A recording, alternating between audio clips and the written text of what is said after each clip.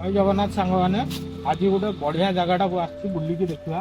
ଆମର ଖୋର୍ଦ୍ଧା ଟାଙ୍ଗିରେ ଜାଗାଟା ଅଛି। ଆଉ ସେ ଜାଗାଟା ବୁଲିକି ଦେଖିବା କାହିଁକି ନା ଗାଁ ଲୋକ ଏଇଥିପାଇଁ କହିଲେ ସେ ମନ୍ଦିରଟାକୁ ବୁଲି ଇଏ କରିବା ପାଇଁ। ମନ୍ଦିରରେ ଗୋଟେ ଜିନିଷ ହେଉଛି ମାଆଙ୍କର ଆମର ହେଉଛି ଯେଉଁ ଗଞ୍ଜେଇରେ ସନ୍ତୁଷ୍ଟ ହେଉଛି।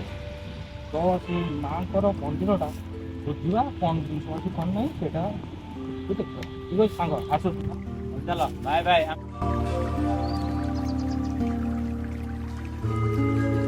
ବହୁତ ଦିନର ଠାକୁରାଣୀ, 200 ପାଖାପାଖି ବର୍ଷର ଠାକୁରାଣୀ। କାରଣ ଏଠି 2-3 ପୁରୁଷ ମଧ୍ୟ ପଳେଇଲେଣି। ବ୍ରାହ୍ମଣ ମାନେ ଯେଉଁମାନେ ପୂଜା କରୁଥିଲେ ବୟସ୍କ, ଯେ ମନ୍ଦିର ଯାହାର ମନ୍ଦିର ଦେଉଳ ଜଣଙ୍କର ଗୋଟେ ପର୍ସନାଲ ଥିଲା। ଆଉ ସେମାନେ ସେ ମଧ୍ୟ ଗ୍ରାମବାସୀକି ଦେଇଦେଲେ, କିନ୍ତୁ ଠାକୁରାଣୀ ସିଏ ପରିଚାଳିତ କରିଥିଲେ। ଦୀନବନ୍ଧୁ ମହାପାତ୍ର, ପ୍ରଭାକର ମହାପାତ୍ର, ପର୍ବ ଗ୍ରାମବାସୀ ବୃନ୍ଦମାନେ, ଏମାନଙ୍କ ଦ୍ୱାରା ହିଁ ମନ୍ଦିର ଚାଲିଛି। ଆଉ ବହୁତ ଭକ୍ତମାନେ ମଧ୍ୟ ବହୁତ ଏଠିକି ଆସୁଛନ୍ତି। ଗଞ୍ଜେଇର କାରଣ ହେଲା ଏଠି ମାଆଙ୍କୁ ଗଞ୍ଜେଇ ଗୁଡ଼ା ଟିକେ ଯାଚିଦେଲେ କୌଣସି ଯଦି କିଛି ହଜି ଯାଇଥାଏ ବା କୌଣସି ରୋଗର ଅସୁବିଧାରେ ପଡ଼ୁଥିଲେ ମଧ୍ୟ ମା ମଧ୍ୟ ସେ ଗୁହାରି ଶୁଣେ। ବହୁତ ସେମାନେ ପୁରୁଣା କାଳରେ କିଛି ବାବାଜୀ ମଧ୍ୟ ଏଠି ଆସିକି ମଧ୍ୟ ସ୍ଥାପିତ ଥିଲେ। ସେତିକିବେଳେ 200 ବର୍ଷ ତଳରେ ବାବାଜୀମାନେ ମଧ୍ୟ ଯିବା ଆସିବା ଏଠି କରନ୍ତି। ଆଉ ସେଇମାନେ ହିଁ ଗଞ୍ଜେଇ ପୂଜା କରିବାଟା ରଖିଥିଲେ। ସେତେବେଳେ ତ କଦଳୀ ନଡ଼ିଆ ଶିବଙ୍କର ଫଳମୂଳ ସେତେ ଟିକେ ଆସେନି ନା, ଜଙ୍ଗଲ ଜାଗା ଥିଲା, ତୋଟାମାଳ ଜଙ୍ଗଲ ଭିତରେ ଥିଲେ। ଏଇ ପଣାଟିକି ସେ ଗଛ ବୃକ୍ଷ ଏଇଠି ଥାଏ। ସେ ଗଞ୍ଜେଇର ଗଛ ବୃକ୍ଷ ଭିତରୁ ସେମାନେ ସେଟାକୁ ଉତ୍ପାଦନ କରନ୍ତି। ଏଠି ବସିକି ଇଏ କରନ୍ତି, ପୂଜା ତାକେଇ ହିଁ କରିକି ମାଆଙ୍କ ଆରାଧନା ଚାଲେ। ମା ବି ସେଇଥିରେ ମଧ୍ୟ ସନ୍ତୁଷ୍ଟ ଥିଲେ। ମା ଆମେ ତ କୋଉଠି ତତେ କିଛି ଦେଇପାରିବୁନି, ବହୁତ ତ ସେତେବେଳେ ଭାରି ଅସୁବିଧା ଥାଏ, କିଛି ଭୋଗରାଗ କିଛି ଆସନ୍ତିନି, କି ଜଙ୍ଗଲ ଭିତରୁ କେହି ଆସନ୍ତିନି। ସେ ବୁଢ଼ା ଜଣିକ ସେ ଗଞ୍ଜେଇ ପ୍ରସାଦ ଟିକେ ଭୋଗ କରନ୍ତି, ତାର ଭାଙ୍ଗ ପଣା ଟିକେ ଗଞ୍ଜେଇ ଟିକେ ଭୋଗ କରି ସେମାନେ ପୂଜା କରନ୍ତି। ଆଉ କ୍ରମଶଃ ଭକ୍ତମାନେ ଜାଣିଲେ ନାହିଁ ଏଠି ଠାକୁରାଣୀ ଅଛନ୍ତି। ବାକି ଯାହାର ଦେହ ପା ଖରାପ ହେଲେ ମଧ୍ୟ ସେମାନେ ମଧ୍ୟ ଏଠି ମଧ୍ୟ ମନସ୍କାମନା ପୂର୍ଣ୍ଣ କରି ନଡ଼ିଆଟିଏ ବସନ୍ତି। ପୋଡ଼ାବଳି ମଧ୍ୟ ହୁଏ, ମାଛର ପୋଡ଼ାବଳି ହୁଏ। ଆଉ ଅନ୍ୟ କିଛି ନାହିଁ, ମାଂସ ଫାଂସ କିଛି ହଏନି, ମନ୍ଦିର ନାହିଁ ତାର। ଆଉ ବାକି ଠାକୁରାଣୀର ଭକ୍ତମାନଙ୍କ ଦ୍ୱାରା ତ ମନ୍ଦିର ଚାଲିଛି ବର୍ତ୍ତମାନ ସୁଦ୍ଧା ଇଏ କରିକି। ଏଥିରେ ଗଭର୍ଣ୍ଣମେଣ୍ଟ ମଧ୍ୟ କିଛି ସହଯୋଗ କରିପାରିନି କି କରିନାହିଁ, ବର୍ତ୍ତମାନ ସୁଦ୍ଧା କିଛି ଦେଇନାହିଁ। ଏଇଠି ସଡ଼ିଙ୍ଗି ଗୋଟେ କ'ଣ ଆଜି ଲଗେଇଛନ୍ତି ଇଏ। ଆଉ ଏଇ ଭକ୍ତ ଦ୍ୱାରା ହିଁ ମନ୍ଦିର ବର୍ତ୍ତମାନ ଇଏ କରିକି ଚାଲିଛି। ଏବେ ଯଜ୍ଞ, ଆଜିକି ପ୍ରଥମ ଦିବସ ଅଙ୍କୁରାର୍ପଣ, କାଲି ଦ୍ୱିତୀୟ ଦିବସ ଜଳଯାତ୍ରା, ତୃତୀୟ ଦିବସରେ 7 ଦିନ ଆମର 5 ଦିନ ଯଜ୍ଞ, 7 ତାରିଖ ଦିନ ପୂର୍ଣ୍ଣାହୁତି ହେଉଛି ଯଜ୍ଞର, ବୁଝିଲେ।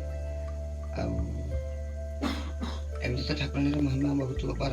କି ଦେହ ଖରାପ ହଉ, ଯେକୌଣସି କଥା ଯାହା ହେଲେ ମଧ୍ୟ ଅସୁବିଧା ହେଲେ ମାଆଙ୍କୁ ଟିକେ ପୁଡ଼ା ଗଞ୍ଜେଇ ଯାଚି ଦେଲେ ମା ଗଞ୍ଜେଇ ପୁଡ଼ାଟେ ଦେବେ, ଆମର ଟିକେ ସମାଧାନ କରିଦିଏ।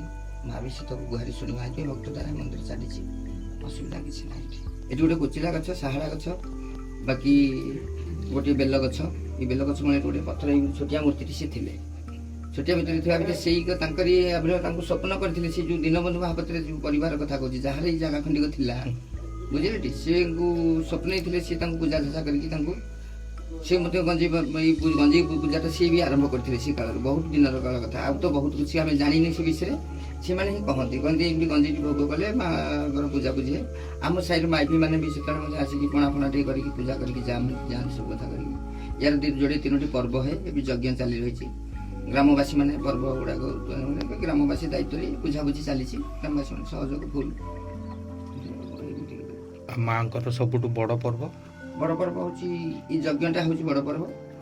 ଆଉ ଗୋଟେ ହେଉଛି ଆମର ପୁଷ ମାସ ଗୋଟେ ଯନ୍ତାଳ ହେଉଛି, ମାଆଙ୍କର ଭୋଗ ବସୁଛି। ଆମ ସାଇବାଲା ବସାଉଛନ୍ତି, ସେଟା ଭୋଗରାଗ ହେଉଛି ପୁଷ ମାସରେ। ଏଇ ପୁଷ ମାସରେ ସିଏ ଗୋଟେ ଯନ୍ତାଳ ହେଉଛି।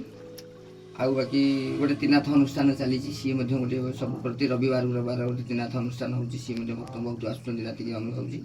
ତାର ବି ବାର୍ଷିକ ଉତ୍ସବ ଗୋଟେ ହେଉଛି।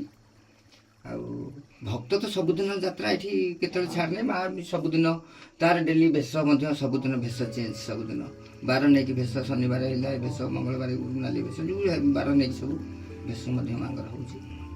ଭକ୍ତଙ୍କ ଦ୍ୱାରା ଏମିତି ଚାଲିଛି। ଆଉ କ'ଣ, ସମସ୍ତଙ୍କ କଥା ବୁଝିବା ହେତୁ ତ ଭକ୍ତମାନେ ଏଠି ଆସୁଛନ୍ତି ନା, କିଛି ସେ ଗୁହାରି ପାଉଛନ୍ତି। ଶକ୍ତି ଦ୍ୱାରା ହିଁ ନେବା କଥା। ଆଉ କ'ଣ ମା ଯାଇକି ବୁଝି ଦେଉଛି ନା, ମା କ'ଣ କରିବା? ତେଣୁ ତମର ମନର ଶକ୍ତି ଆଉ କେତେ ଭକ୍ତି କରିବ, ଇଏ ଶକ୍ତି ଦେବ, ଏହା ତ କଥା। କେତେ ବର୍ଷ ପୁରୁଣା ହେଇଗଲାଣି ମନ୍ଦିର? କେତେ ବର୍ଷ ପୁରୁଣା?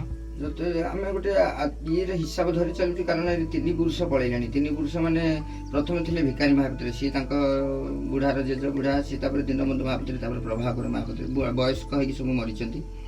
ହେଲେ ଆମେ ସେଇ ଆକଳନ ଗୋଟେ ହିସାବ ଧରୁଛୁ, 200 ପାଖାପାଖି ବର୍ଷ ପାଖାପାଖି ହବଣି ଆସିକି 3 ପୁରୁଷ ପଳେଇଲାଣି ମାନେ। କିନ୍ତୁ ଦେଉଳଟା ଏଇ ଘର ଦ୍ୱାରା ଏବେ ହେଇଛି, ଦେଉଳଟା ହବାର ସେଇ 200 ବର୍ଷ 150 ବର୍ଷ ଭିତରେ ହବ। ଏଇ ଦେଉଳଟା ପଥର ଖିଲଣରେ ହେଇଛି, ଏଇଟା ପଥର ଖିଲଣରେ, ଏଇଟା ଭଙ୍ଗା ହେଇପାରୁନି, ମାଙ୍କର ତ ଆଦେଶ ନାହିଁ ଭାଙ୍ଗିବା ପାଇଁ। ଏଇଟା ଉପରେ ଘର ଦ୍ୱାରା ହେଇଆସିଛି ଆଉ କଣ, ଏମିତି ହେଇକି ଅଛି। ଏଠା ବହୁତ ଭକ୍ତ ବହୁତ ଦୂରରୁ ମଧ୍ୟ ଆସୁଛନ୍ତି, ବହୁତ ଦୂର, ଭୁବନେଶ୍ୱର, କଟକ, ବାଲେଶ୍ୱର, ଗଞ୍ଜାମ, ଫୁଲବାଣୀ, କେଉଁଝର, ମୟୂରଭଞ୍ଜ, କଳାହାଣ୍ଡି, ଏପଟେ ଗଞ୍ଜାମ, ସମ୍ବଲପୁର, ଏପଟେ ନେଭାଲ, ଏଇ ସବୁ ପ୍ରକାର ବହୁତ ଷ୍ଟେଟ୍ ମଧ୍ୟ ଭକ୍ତ ଆସୁଛନ୍ତି। ଆମର ବି ଏଠୁ ମାଙ୍କର ବେଶଭୂଷା ଫଟୋ ମଧ୍ୟ ଆମେ 1500 2000 ମୋବାଇଲ କଣ୍ଟାକ୍ଟରେ ମଧ୍ୟ ଛାଡ଼ି ପାରୁଛୁ, ସବୁଆଡ଼େ ଦେଖୁଛନ୍ତି। ଏମିତି ଚାଲିଛି ମାଙ୍କର।